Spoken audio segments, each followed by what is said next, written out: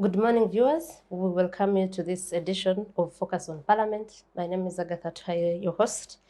And today we still discuss matters budget. A 48.1 trillion budget was passed recently, and the budget speech read on Tuesday, the 7th of June. Yes, 14th? Yes, 14th of June. I am sorry about that.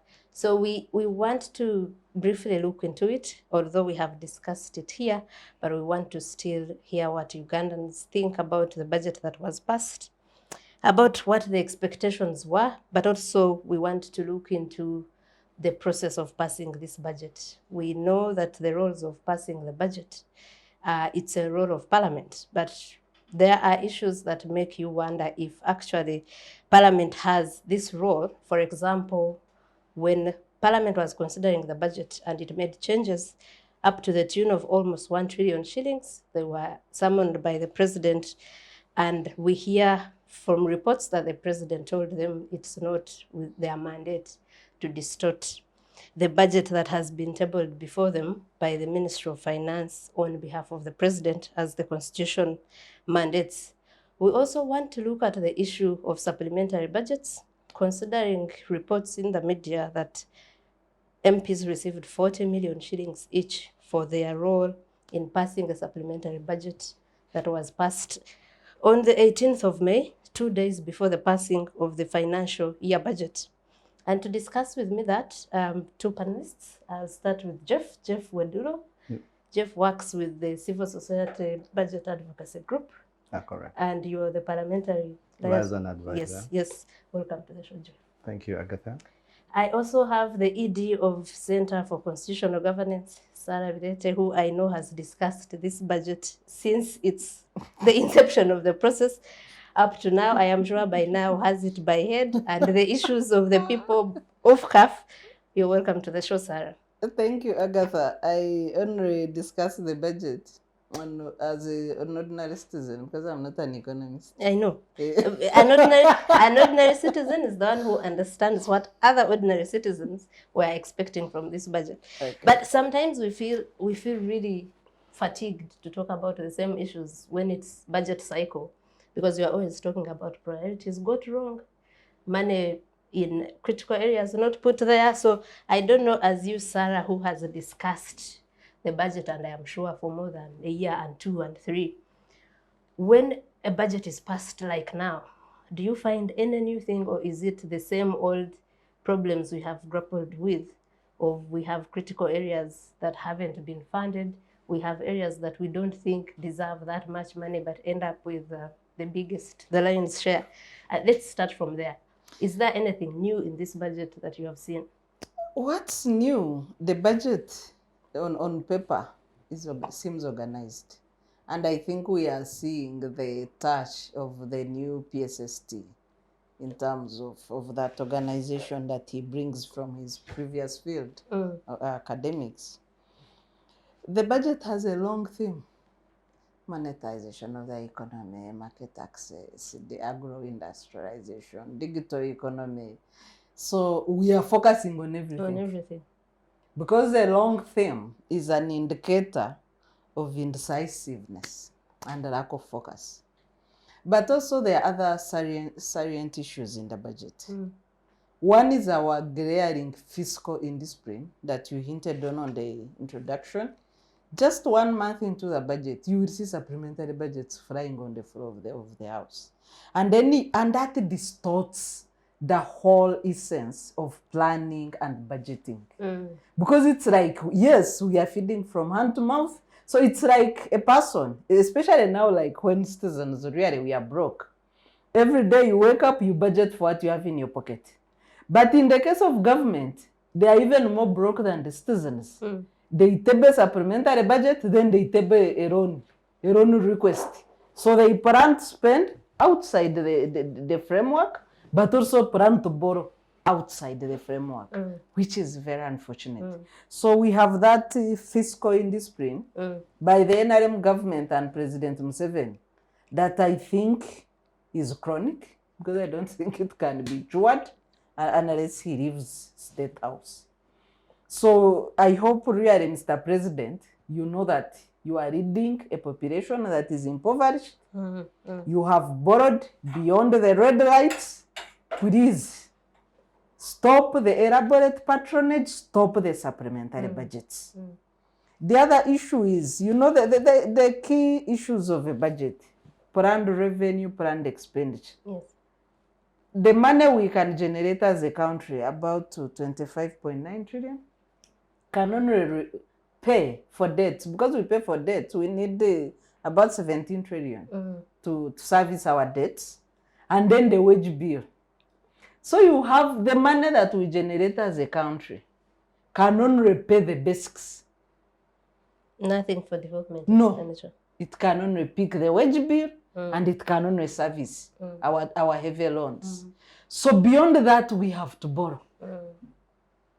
And then beyond borrowing, you will see people, you know, the provision for supplementary budgets. The principle is unforeseen and emergency expenditures. But you will see a supplementary budget.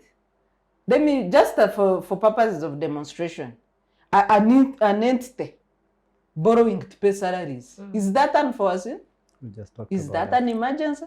You will see an entity towards the national exams. You will see Ministry of Education, supplementary budget for UNEP. Is that unforeseen?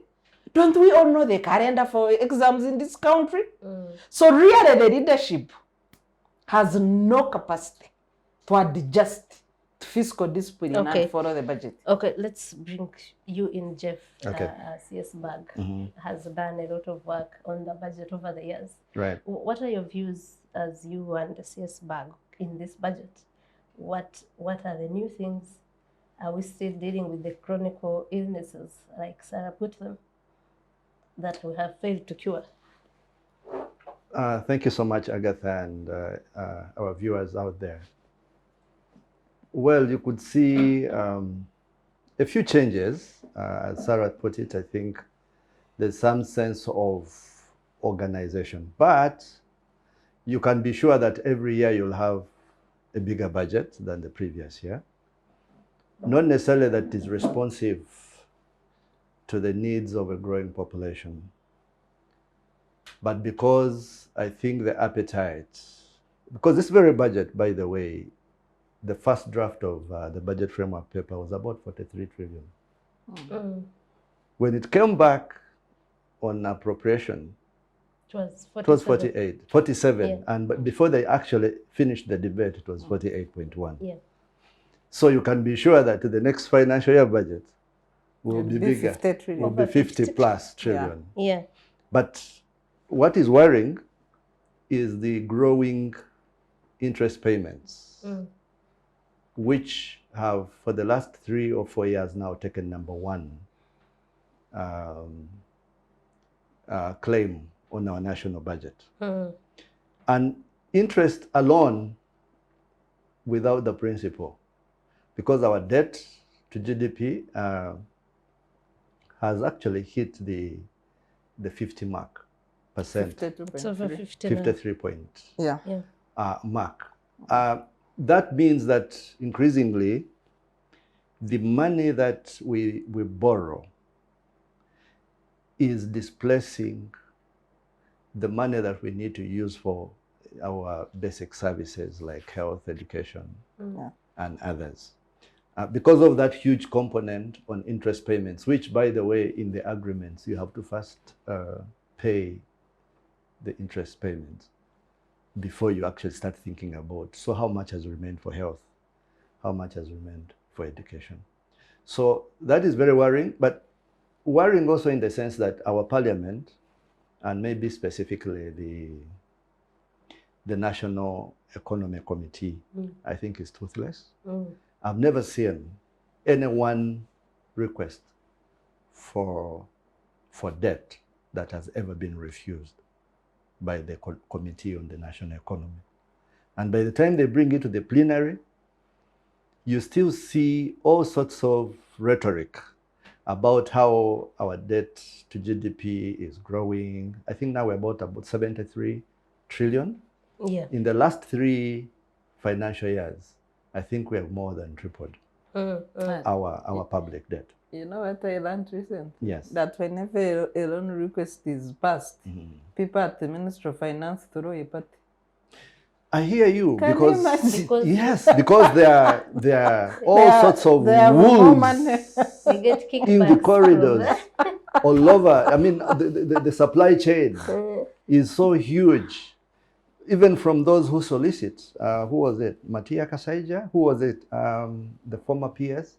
It was like, Keith Mhakanisi. yes, Keith, he was saying that, you know what, you might think that the government of Uganda, the guys who actually go around asking for all these loans. But even the lenders themselves, they go hawking loans. Yes, but why do you fall for their traps? Yeah. Now, For them, they are marketing their business. they're in business. They are in business. But They're in interest. because of our governance and accountability systems and structures, and the people therein who are so vulnerable to a lot of temptation. So when you look at our budget growing, you don't see it responsive to the needs of the people. But also, if you see the kind of loans that are contracted, you find under 1 year, money was borrowed and has not been disbursed.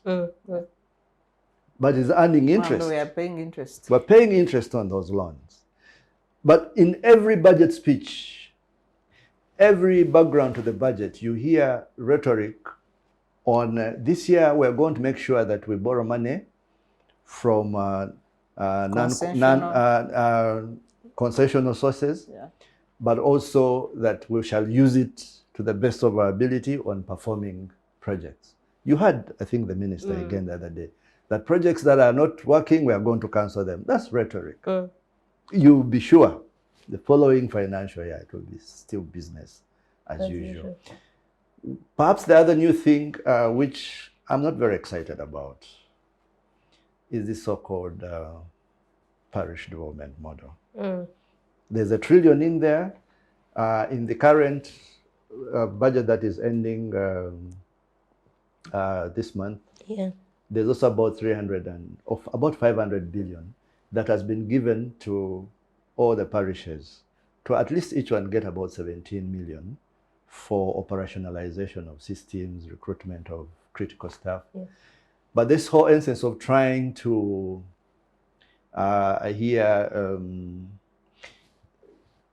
did we say we have we're at the, what do we call it? We're at the entrance of the door of the window of Of the kitchen. Of the kitchen of middle income. And we fear that perhaps we might go back. We might keep like the door might be closed. We might keep peeping at the middle income. Now, there are those who are pandering the PDM as the silver bullet to bring about 36% of our rural economy into monetization. And they think that the PDM will be the solution, but I can bet on this. The timing and the levels of appreciation, the levels of honesty and financial literacy of our people. There are about 7 pillars of the PDM. But rather than focus, you know, a poor person doesn't need money. They will eat it. And they'll, until it is done, will they be settled? They'll bring it back to, actually they'll get worse than they were before. So my hope, because one of the pillars is supposed to be mindset change. Ideally, what these people... Which was allocated 73 billion? Wow, no. You see, they focused more on the pillar of financial inclusion. So people are going to be given money before they know what it is all about. It is just soon after an election. They will think that they are thanking them for having voted well. Have they told them it's different? It's a recapitalization? Emioga has just been around. The YLP has been around. People are on the run. I'll tell you, the fate of this money is going to be the same. Of course. So we will only be surprised if yes, it isn't. You will hear what the Auditor General's report will tell you. So you can actually, it's very predictable. So it will end in tears. Very predictable. We are ready for the tears. Yeah, but you could also say we can give it to this government on the issue of infrastructure. I think over time you can see that the roads, especially the trunk roads, that has really happened. And the major cities, you can see an improvement on the infrastructure. Although, of course, at the expense, some of those are really loans that we are going to pay through the nose. But you can say at least that infrastructure we are not able to utilize, to put to use, because yes, some of them because are, the basics have not been yeah, some care of them, the challenges are perhaps like on the issues of corruption and the right of way for some of them. But at least on the major, you can say they've tried. So Jeff, I say that because we make roads to facilitate trade, Right. transportation of agricultural produces. Right. But if we don't pay attention to agriculture first, Right. and so there's nothing the roads are transporting. Look at the infrastructure in terms of power, for example, power generation. We have power that we can't use. Yeah. We have power people can't buy because people can't afford to buy yaka. Right. Is that infrastructure really well placed if you haven't taken care of people's purchasing power, for example? Indeed. Yes, I was actually going to now to the next level and saying, well, you've done very well on the trunk roads, but the rural feeder roads, which are linked to agriculture, which are linked to tourism, which are linked to, you know, that rural economy that the ordinary citizen uses this road to do so many things, to take their produce to the market, to actually take their sick to the hospital, children going to school. A number of those rural roads, some of them, by the way, which were taken over by the Uganda Revenue, the Uganda National Roads Authority, are in a very bad shape. So it doesn't add for you to have these trunk roads that are very beautiful. By the way, sometimes you're also very good tying in with your question. You see a very good road in an urban, rural but urban center, and you find children walking on this road barefooted. So you try to do the connect. Some of them, they're just drying cassava on the side of the road. So the connect between... How about the selfies we see on the road? People there's no traffic. Exactly. So the connect between infrastructure development and human development indicators. We need to see this very good road enabling this child, their parent being able to do some affordable business that should be able to buy them a shoe. But perhaps the connect between infrastructure development and the returns on human development is still far away. I hope that we can move to that level, but it shouldn't be one before the other. I think for me, these need to be handled in tandem. I wanted to find a figure that the Auditor General put in the report about how much we pay in power that we don't use, deemed energy. As you look for that, I wanted to connect a bit with his, the divide between the rural and urban population. Right. 80% of our GDP is concentrated in Kampala, Wakisomkono, Greater Kampala. So you have the rest of the more than 100 districts sharing 20% of GDP. 144. Yes. So you have this growing inequality. You have, it's a tilted or faulted development. And the planners are thinking that the magic bullet is a parish development model. I've said on several counts, even if it was a human being, if you are 36 years, for us women, the biological clock is ticking. It means your chances of even producing a baby are going down. You are on the productivity curve in terms of human development. Of even finding a suitor to marry you. Even a suitor you can find, by the way, even at 60. Really? Yes, but can you produce a baby? The biological curve is on the downward. So we have a regime at 36. It's past the productivity biological curve. It is, and they are discovering a magic bullet at 36 downward curve. It is problematic. So and so that even takes away the excitement because at 36, you want to behave like an 18-year-old, and you think you are this productive and you are discovering magical bullets. Anyway, better late than never. But their zeal to implement has dwindled as a regime. And so we have this, people are always told that there is steady progress. But I think this economic strain, and maybe to remind the viewers out there, America has announced, that's just the federal government, for the first time since 1994, they have increased the dollar value. So that means that our shilling and all the other global currencies are going to depreciate more. Even more. Our depreciation level is already at 6.7% to the dollar, and this announcement is going to push it like 15% depreciation. So even where we are talking of borrowing, if we thought we would pay 1 shilling, no, we would pay 6 shillings for our dollar rate is now 3,800. Yeah, 3,800. It's likely to go above 4,000. So that means we need more money to borrow and to service loans that are in foreign currency. And especially if we are not producing for export. So you have confirmed that it will end in tears. What I wanted to share with you about the figure is we are spending about over 80 billion for deemed energy we are not using. Right. Because when the generation companies are producing, whether you use it or not, you have to Those pay are for the what, fraudulent agreements that we have to made. pay for what they are producing. These dams where this power is generated from were all constructed on loans that were supposed to be paid back by us purchasing the power. So that's what I wanted to say about the big infrastructure, which looks good and looks like development. Affordability it doesn't. And maybe to add, Agatha, that the latest U-Boss household survey indicates that previously we had 22% of the population connected to the national grid. Right. Because of reducing purchasing power, Right. it has slipped back to 19%. That's right. So some people disconnect.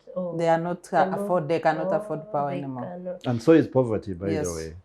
Yeah, you have They seen cannot afford a unit power. of electricity now is almost 1,000. Yes. How many people in our rural areas can afford that? 3% has disconnected power. Wow. Yeah, so the return on investment Is really for these big Karuma, infrastructures. Simba, if at some point many people are gotten onto the grid and they're using that power, by the way, for production, and it's not just for entertainment and leisure, there could be hope, but as of now, there's no connect. I had wanted, when Jeff mentioned the toothlessness of Parliament, Yes. the National Economic Committee and all other committees, I wanted to read for you what the Budget Committee put in their report for the budget. And they talked about our national debt to GDP being now projected at 55.5 actually. Yes, by the end of this financial year. Yes. And they said that this violates the Charter for Fiscal Responsibility, which recommends 53.1%. Right. Total domestic interest payments to total revenues is now at 18.7 in this financial year. Right. Yet that same Charter for Fiscal Responsibility provides for 14.6. Right. And it's also contrary to Section 7 of the Public Finance Management Act. Right. Now, you would expect that if a committee comes to this conclusion, it will put measures to say, no, let's not violate the laws that we are working with. Let's keep this at that. But it provides for that and goes ahead and approves that budget. And for me, that points to the toothlessness you speak of. Yes, but even that, you see, by the way, it's not even how much debt a country contracts. You've seen other MDCs. There is this, I think, 2021 report, the structure of global debt. You find countries like Japan are about 180% of GDP. The US, most of these developed nations, their debt to GDP is much more than 100%. Yeah, but you know, just to remind you, Joe Biden, when they were requesting for increase of their debt limit, the debt ceiling recently, he said that America is proud. Right. and can increase debt ceiling to any level because Yes. they have capacity To pay to back. To pay it. Very important.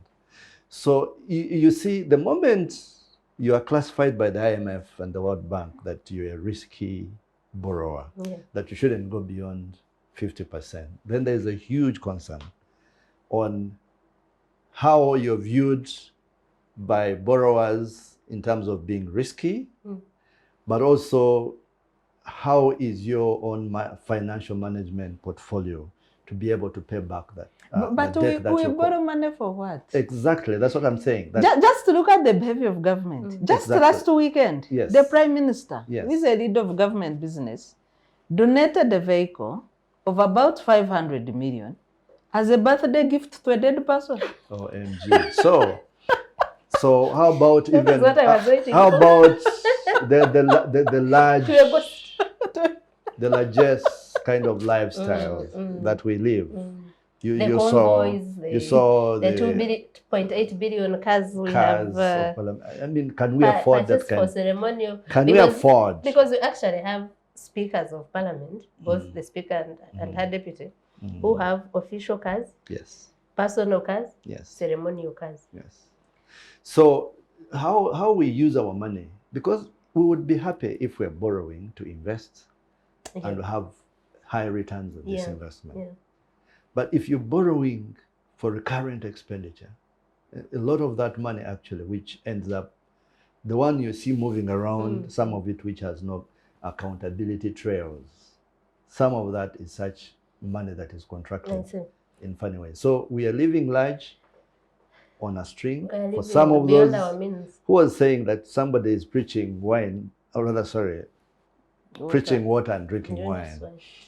And not just any wine, but expensive champagne. But, you know, yeah, so maybe we need to qualify even that wine. the kind of wine, is it, you know, top notch, you know, for how long has it stayed? You know, I hear the longer, the better.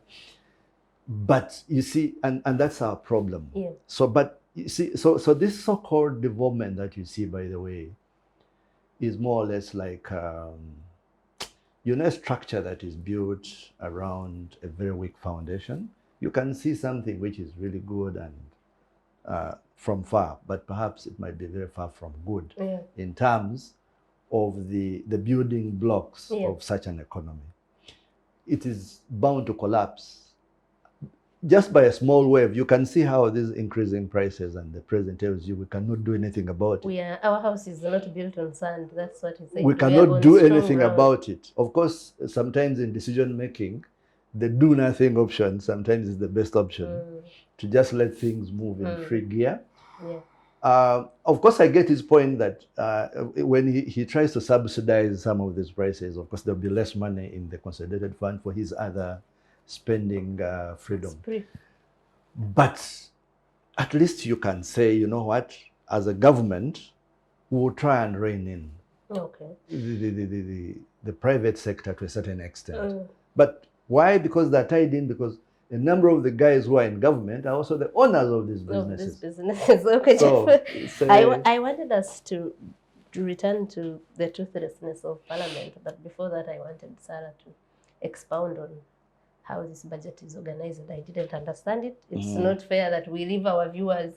How is it exactly organized? And how does it reflect that now we have a prominent economist as PSST, yet we still have the fiscal indiscipline you speak of? Well, if you made a comparison over the past 5 years, the budget is well organized and has better intentions compared to the previous ones. But it's one thing to have a budget well structured on paper. Well, it does not meet all our priorities and expectations, but there is an attempt compared to the previous budgets. There is a deliberate shift. For example, parish development model, if we had fiscal discipline, taking that money, the parish would work. But already there is misinformation, there is controversy, and then the usual thuggery of the people who work for government. Some people's ambition to join government is to steal. So they think it is their time to eat, it is their time to steal. Somebody called one of our colleagues and said, you know, you people in civil society, when I hear you talking about corruption, I even wonder, for us when we join government, our first target is when are you going to steal your first 1 million? Then when are you going to increase to your 10 million? Then, so you have these people who think that is also their ambition. They have performance indicators. Yes, they have their performance indicators. I mean, how much have you stored? By 1 year you haven't stolen this much. You have not achieved. Wow. So you are racing against such mentality. Government is planning for mindset change, but whose mindset? Look at, for example, investment in agriculture. There is some scattered investment in agriculture, but all of it, or up to like 80%, goes into ghost projects. The Public Accounts Committee for Local Government has been trying to move around the country and check on the projects. But the farms in the reports are private farms who have never received any grant from government. And government people go there, take pictures, and put their farms in the reports as beneficiaries. So what if the same is done for private, for parish development model? And then when Parliament recommends that these people are non-performing, they are recycled.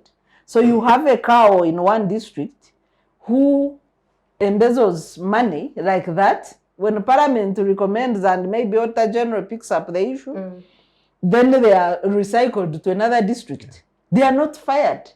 So how is it? So budget efficiency is something that is like rocket science for this regime. Okay, I hear you. So we wanted to talk about the toothlessness of Parliament, and I thought this is the perfect opportunity for us to discuss the exact role of Parliament in this entire budgeting process. Right. While we know that its core roles, one of them is appropriation, there are so many things to indicate that actually they don't have even that power. Like what I read here, that they said this budget is not compliant with the Charter for Fiscal Responsibility, is not compliant with the Public Finance Management Act, is not compliant with the National Development Plan 3, but in the end, they don't take a firm ground to say we are not passing it. And also, there's a vote on treasury operations that Parliament sort of reviewed and said, no, we are not paying this money, and they had genuine reasons. Because that vote has money for treasury notes, which include money to pay the Lubowa Hospital. And they were saying here, we cannot advance more money with accountability issues. There's money that was put aside, I think 37 billion to pay bank charges on loans. And Parliament was saying that what is our business paying bank charges of the person we are paying? Because that person should meet their bank charges. So I think altogether it was up to 1 trillion. And the president was furious, wrote to them in a fury and said, who gave you the right, the power to distort the budget? Especially after confirming that he's a partner with Bireete. Yes, exactly. So he has to be annoyed. In those changes, Parliament had also added itself 193 billion on top of what had been appropriated. So when the president asks that, who gave you the power to distort the budget? When we have a constitution which says the president initiates it and the Parliament, what exactly are those roles? Do we have a clear-cut role in budget? What is exactly the role of Parliament according to you, Jeff, having been in these processes? It's very clear. Appropriation within our constitutional mandate of the institution of Parliament. There's the role of appropriation. And appropriation is not just approval. You know, there is also the oversight function of Parliament. So if Parliament looks at the proposals of the executive and see that there are gaps, they have the role to advise, but also to say no, that this is not the right thing to do. So I think what the president wants to impress on us Ugandans is that, in fact, he wouldn't even need to go through Parliament to get his budget done. But then why did our constitution say that you propose as the executive and Parliament appropriates? In the role of appropriation, there is also the role of scrutiny, but there's also the role of approval, but also rejection of some of the proposals. So of And course, value for money audit. yes. Yeah. Of course, you want to understand where our president is coming from. He might want to work without institutions, or he might want to work with institutions that are submissive to his will. So if he says that, after all, you even had when the committee, that special committee on the Musenero case, he's already promising hell for those who are holding her accountable. So in that perspective, you wouldn't be surprised if he says that. But purely, the role of Parliament is very clear, that the role of appropriation means that the president brings the budget and it is approved on the basis of compliance to all those things that you've talked about, the NDP3, the Charter of Fiscal Responsibility, and so on. And even the predictability of our budget, which should fit within the frame of the Charter of Fiscal Responsibility. But if you see, you have approved in the budget framework paper, you have approved about 43 trillion, then by the end of it, it's 48.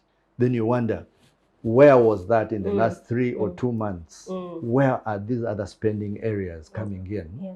And then not before long, you're also getting a supplementary budget. By the way, I think, was it in the 10th Parliament?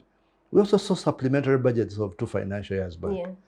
I was like, really? Yeah. So what kind of law are these people following? Okay, let me, Sarah, please weigh in as a constitutional law advocate on this role. Well, So the president, Agatha, is there- on record on several accounts for having referred to the constitution as a mere piece of paper. So it does not go far from that. He has no culture of constitutionalism. He has not, unless when it serves his intention, he has not demonstrated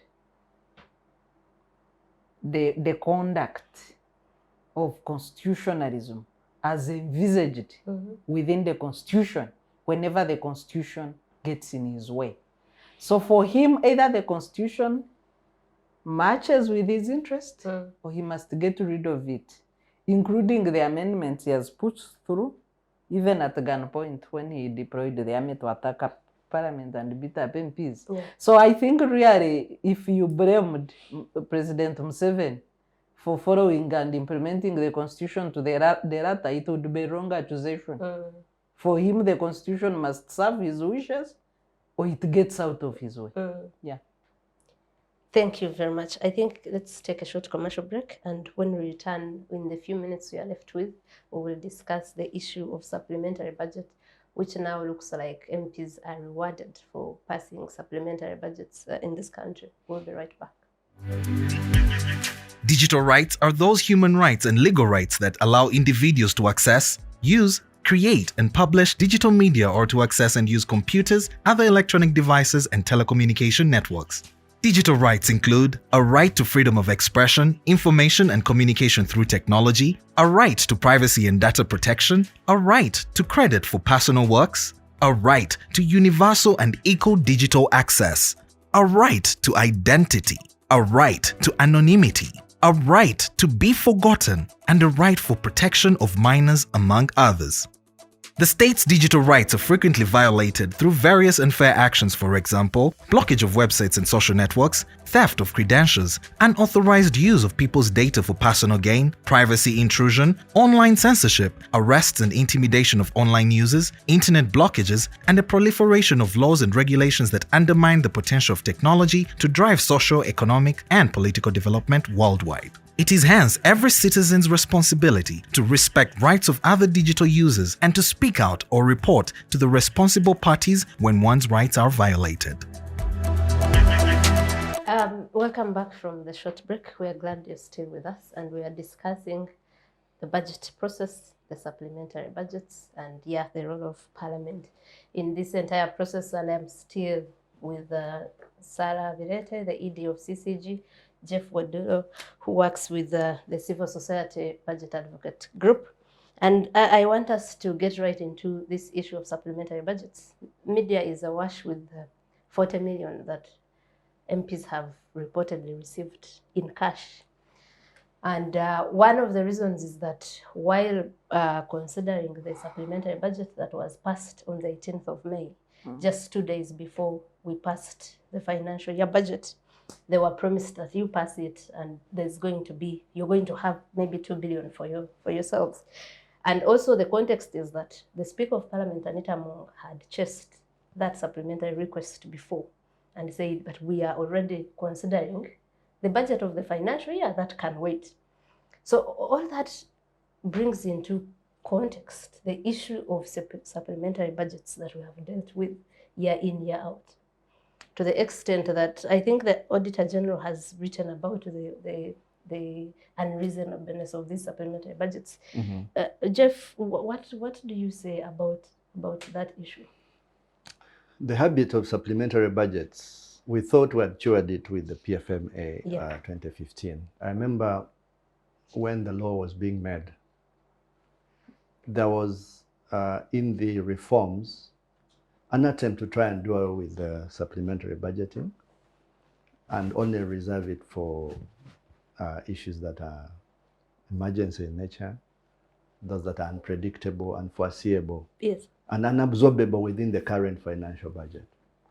However, about 6 months down the road, I think in 2016, they came back to Parliament to change the law. Yes, the other one was that previously there was what used to be called the force on account, where the president had about 1/3 of the budget you could spend without, because the argument was, and it's still also within the PFMA, that government business must continue without necessarily having to subject the country to processes of legal approval of the budget. That was understandable. But we also learned that that was still being abused. That money would, I think, be spent like in a month. And before you even know it, again, still supplementary budgets would be coming. So we did discover that I think the executive and the president had learned how to, if there's money that has to be abused, usually that money is in a supplementary budget.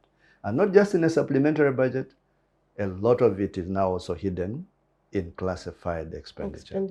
So if you look at a supplementary budget, look out for what is going under classified. Now, even I used to look at classified as majorly spending that would go towards development financing. But now we have classified recurrent expenditure under State House, 77 billion. So you wonder, if it is recurrent, that means, I beg your pardon, that this is something you are going to expect again the following year. And that if it is recurrent, that means you should have been able to see it before. So more than the fact that it is a provision within the law, I think it's now where the abuse of our finances is the most pronounced. And this this session of 1 year since the 11th Parliament came, we've seen about 3 supplementary budgets.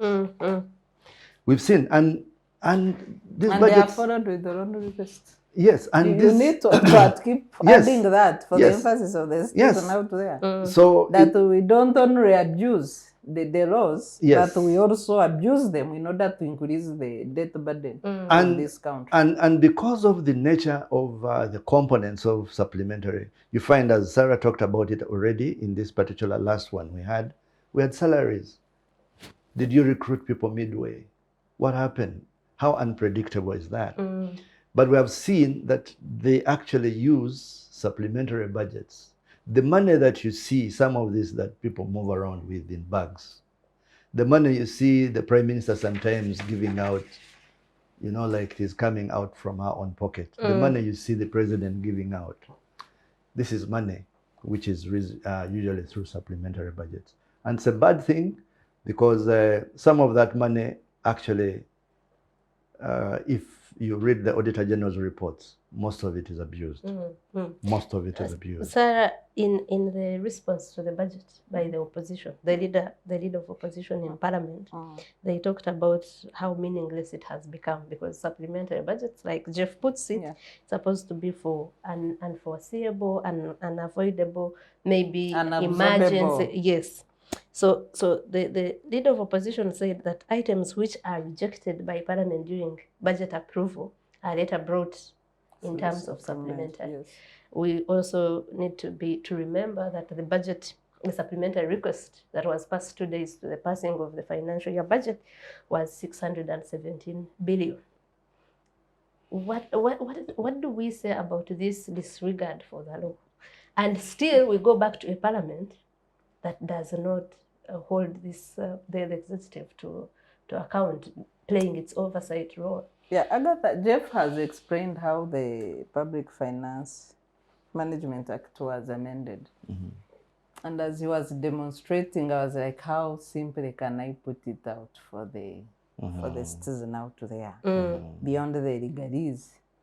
So it's like this. You have a marriage partner, and your marriage partner weds the bed. Wets the bed. So you try to see how to manage because you're married. Hush, hush. Yes, maybe you buy a waterproof cover for the mattress, but it is not enough to cure the problem of bedwetting. And you try maybe to get separate beds so that you are able to sleep really in a normal bed. But your partner complains that you are denying them their conjugal rights. So that is the relationship with the budget, the law, and the government, who is in this case the bedwetting partner. So when you, I hope I have simplified it for the viewer out there. So we have this partner who wets the bed, but is not also allowing a citizen to have some comfort when it comes to fiscal indiscipline. You put measures under the dilemma. So we are the ones that suffer for the partner who wets the bed. Yes, and still complains that you are abusing their marriage rights, the bedwetting partner. That is government. So you so that is the relationship between the government, the citizen, and budget, and government and Parliament is in between. How do you mitigate the quarrels between a bedwetting partner and the citizen who wants a normal bed to have a comfortable night? So Parliament comes in, there is a Charter for Fiscal Responsibility, there are the laws, then there is also the dangling of money, which the President has mastered very well really. Because I think the President and the NRM establishment have really exceeded their ability to bribe MPs. And there are just chunk of MPs are from NRM.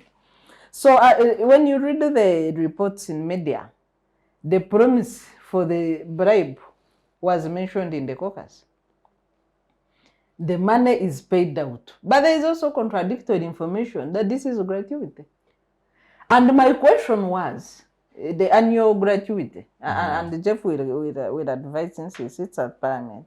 So if this is annual gratuity to MPs and not a bribe, as has been reported, and the first person who reported was a government spokesperson about MPs speaking money at night from Parliament and from the Speaker. Often yes. So the Speaker says, the communications person says, people are blackmailing the Speaker. But he's also saying Parliament has not made any payment. Some MPs are saying it is annual gratuity. So I asked some of the MPs who were saying that, I said, so if it is annual gratuity, what is rocket science about explaining it? Why don't you explain? Why doesn't a clerk say, this is annual gratuity, Parliament has spent 1 year, and these are the payments? If I could give you the information I have got. And you pick gratuity in a satchel. Exactly. So that's when I got these reports and I tried to verify, I was told that the MPs sat and agreed that our gratuity, which was initially which comes at the end of the contract, the 5 years. In this case, which is 5 years, they said, let us get part of it after every year. So if at the end of 5 years we're supposed to get 200 million. Let us get the 40 million in the course of the 5 years. So after 1 year. Now, I confirmed later yesterday that in fact they received both that. That was EFT, it was wired on the account, but also received. The other one was paid cash? Yeah. By who? I think those are the details we failed to get, but you can see that the NRM MPs in the papers are the ones that are admitting. Confirming and saying it was promised in the caucus. Exactly. Yeah. So what Parliament always tries to do is to deny, because now they know there's no proof of in terms of document or anything since it was received in cash. But like Sarah says, it was first put out there by the government spokesperson. Parliament is one of government entities, so... No, of course, people like Ofono Pondo want always to throw a spanner into the works. It works for them because then it brings in, you see, there are different levels of vulnerability. There is the NRM caucus, and then there is also Parliament as a whole. There is money, when it is thrown to the entire Parliament, it really causes, because then it justifies the others who should have taken the actual money. So when they bring in money, that is for the entire Parliament, that's why you've seen sometimes the opposition MPs calling it a bribe, and some make an attempt to take it back. So when you see such money, then that money is ill-gotten money. But what is private about gratuity? So usually it's provided for under if the it law. Is provided for under the law, why would you fetch it in the middle of the night? And why could then the Parliament spokesperson talk about it? We want even to find out. Terms. Yes. So there are two versions that come out, and I want to agree with you that perhaps there are two types of money that have actually been gotten. That I have it from see, sometimes, people who have received it. Yes. Although we don't have proof even for if that. You know, one way of proving a fact is to listen to those who disagree with the main person. Like for those who did not believe in Jesus, you can listen to those who said negative things about him. Then you're saying, okay, so how could they have talked about a Jesus who did not exist? So in this case, if the MPs who are of the opposition are saying there is corruption money, that is a bribe, that is in the air, then you want to believe that money is around. Yeah. But also, if there's gratuity money, then that means there are two versions of money that we are talking about. Yeah. And I want to prove. So it is a windfall out there. So, yeah. And of course, again, as I said, different levels of vulnerability. Even within the opposition, there are people who want that money. And they are hard-pressed on whether to take it or not. So it's a challenge as the institution of Parliament. The role that it can play in terms of oversight is diminished because of those levels of vulnerability. And it's now back to us. Vulnerability sounds like you're saying they're victims and yes, really vulnerable. I mean, they tell you. You know, NRM's policy. Who says? I mean, they say every man has got a price. So at what point do you break? Is the difference. It might be very easy. I mean, if you're already an insider, it's very easy to, even if they gave you 5 million. It might be a little harder if you're outside there to still break. So I wanted to say the vulnerability that Jeff brings in. NRM is a corruption enterprise. So it's a trap. It's a trap. And whenever there are debates in Parliament, whether it is a committee investigating an issue like the Naguru land, or even the committee on Gidaguyi, a lot of money baskets are thrown around at the MPs. So you have these MPs, whether good or bad, trapped in a corruption enterprise. That's very true. I think in the very first edition of this show, I hosted Honorable Alisa Alaso, who chaired PAC for a while, and she talked of how much money they were trying to give her. And when she refused that money, she said, if you saw the cars that were campaigning me in Serere, they were from Ministry of Health, you would see those agencies and say, but what the money that she refused. They first raise the price. If you can't go there, then they now use intimidation. So I want us to wrap this up. I was trying to look for an article I wrote in The Independent in 2015 or 2016 or thereabouts, when you talked about amending the Public Finance Management Act. It was amended 3 times in a space of like 8 months. That's right. And the issue it has further been amended to allow for oil revenues to spend at source. At source, yes. Unfortunately, now that we are talking about corruption, after that amendment, some key leaders in Parliament sent messages, and I've seen them to people, the line ministry. Where is my Casimo? We have done the amendment. Another leader, shamelessly, sent his account, Centenary Bank in Lugogo. These are the details. Put my command here. Leaders in Parliament. You know, Agatha, I will sum it up like this. When you decide to dine with the devil, then you expect a lot of things. For example, at dinner time, if the devil serves human flesh at dinner time, and you enter this enterprise, perhaps not suspecting that there will be different levels of having to give in, is it possible that at that point you can say, where I came from, we don't eat human flesh? Because the devil will have gotten you into a trap. So the people who find themselves serving the regime get surprised at some point where they're served menus that they are not used to, and they thought they were riding on the tide of the party to get to Parliament. So how do you, for example, explain if the whole Prime Minister on an oversight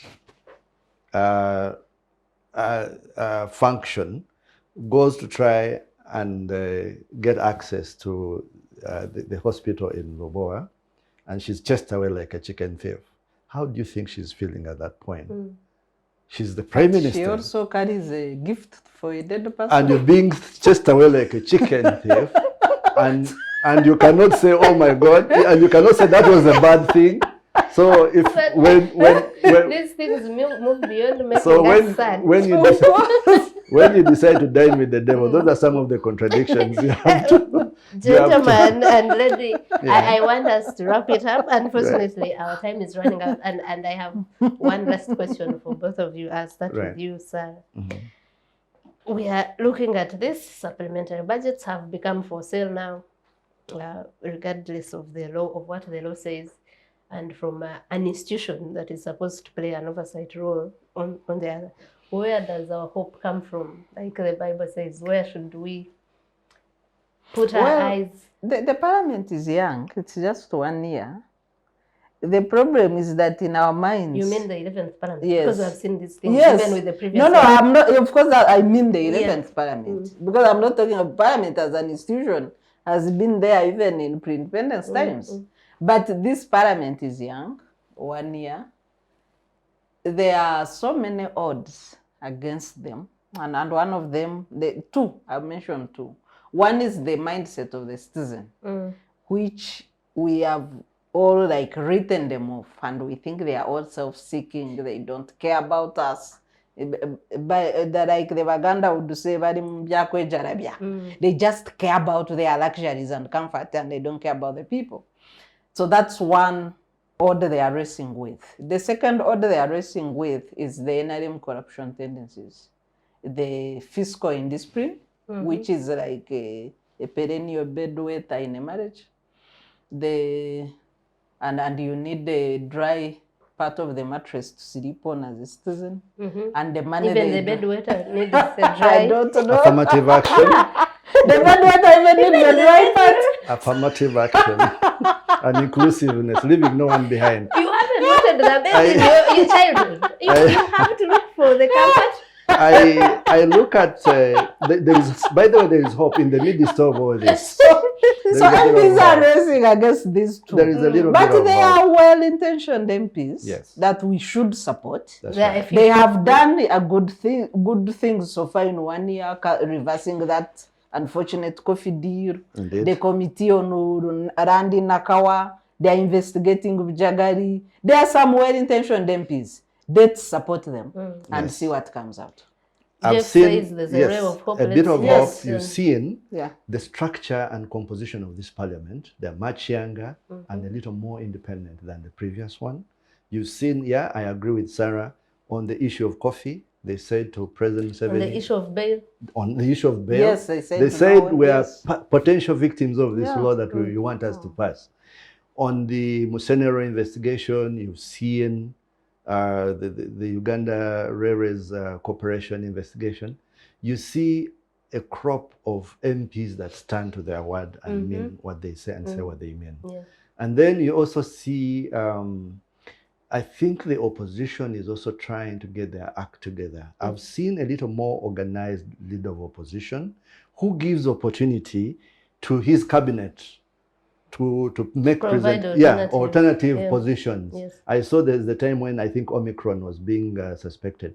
The opposition actually gave a mitigation strategy earlier than government. I was like, okay, so there is hope. I think they had a position on coffee. They had Yes, a position on they have a position. You can see, prices, even on the budget, on you the see the budget, minority reports. They are really they are really hitting, and they make sense.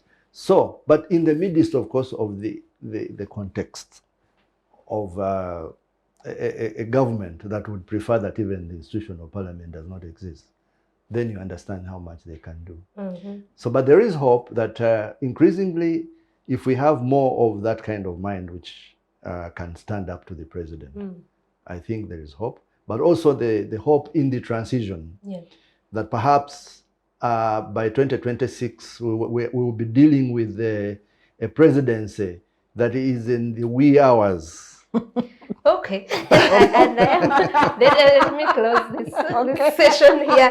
Jeff, you are going into an arena we are not sure about. I saw the eye Sarah was giving. That's where the hope is coming from. But thank you, ladies and gentlemen. Thank you to our camera crew. We are so, it's unfortunate that's all our time could allow today, but it was an interesting conversation. Sure. From here at Civic Space TV, we'll be right back in the next weekend. And we ask that you subscribe to Civic Space TV to watch this show and many other shows that we broadcast on that channel. Thank you very much. Stay blessed.